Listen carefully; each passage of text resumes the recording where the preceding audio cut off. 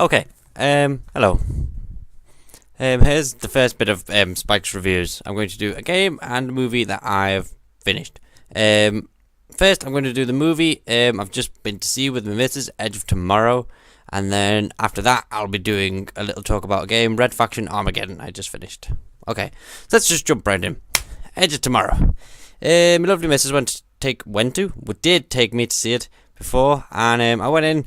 Not really excited about it, and it looked good, but I was never hyped for it. I guess like there was Godzilla and X-Men, which I was dead hyped for, and so like this one kind of it passed me by. I wasn't really focusing on it a lot, and I'm not against Tom Cruise, but like I've never like sort of been, into Tom Cruise. I've never like hated him and anything, but he's just never like really been an actor for me. Where, like I'm going, oh cool, Tom Cruise is in this, but yeah, he was great in it. Emily Blunt, I think, was the co-star in it, and yeah, she was really good at it. Yeah.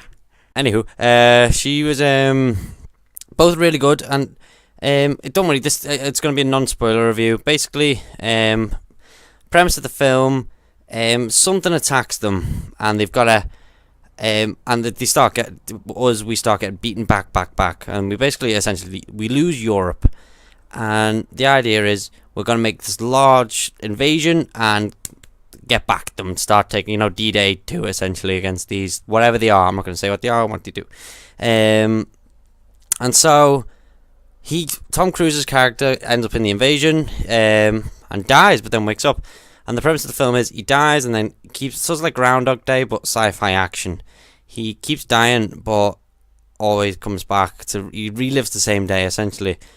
And the story is like discovering why that is and like what he's got to do, and him training up to become this like soldier,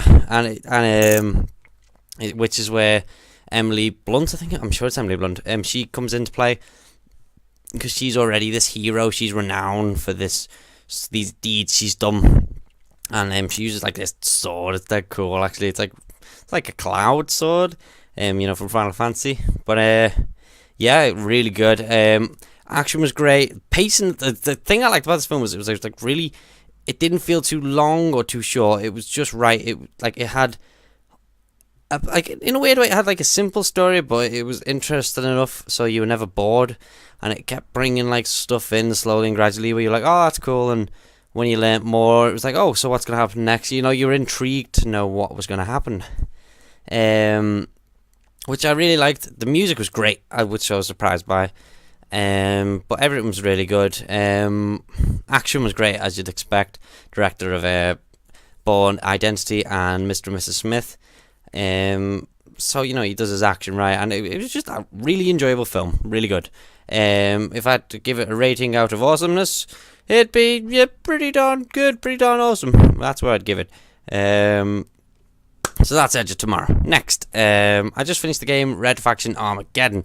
Old, but pretty good. Because I played Guerrilla, but never got around to Armageddon because I thought it looks a bit linear, and I like the open world thing. But going into it now after a few years, it's really good. It is linear, right?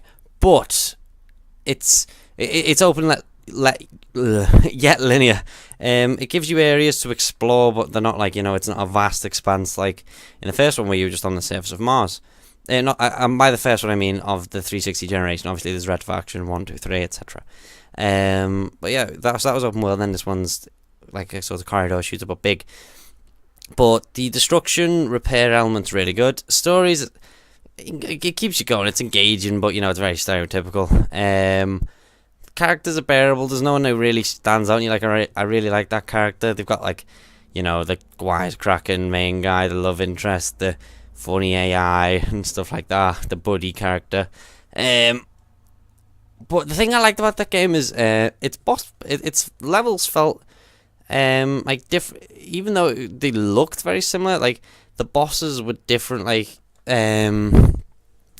rather than like each one it was just a bigger monster than the last, or a monster and then it changed a little bit. It was like you had to use the destruction mechanics to fight, or it would actually be a building. It'd be like an infected building, and you had to like destroy this building whilst this oncoming horde, and there's rail segments. The vehicle segments are really fun. You get to control these alien walkers at one point, and then there's a flying bit. We felt like you were in Star Wars. You're flying through caves and you're shooting stuff. It's really good. Yeah, I enjoyed that game. Surprisingly, I knew you'd like it, but it was actually it was better than I thought it was. So, rating out of 10, pretty down. Rating out of 10. Rating out of awesomeness, I'd say pretty good. Pretty good. Yeah, pretty good. Anywho, I'll do a quick TV one. I've just finished season 1 of Breaking Bad and halfway through season 2. It's awesome, absolutely awesome. Couldn't recommend it enough. I've only just got on it, and now I'm a fan already. Can't wait to see what's happening. So, yeah, that's the first one. Love yous and leave yous.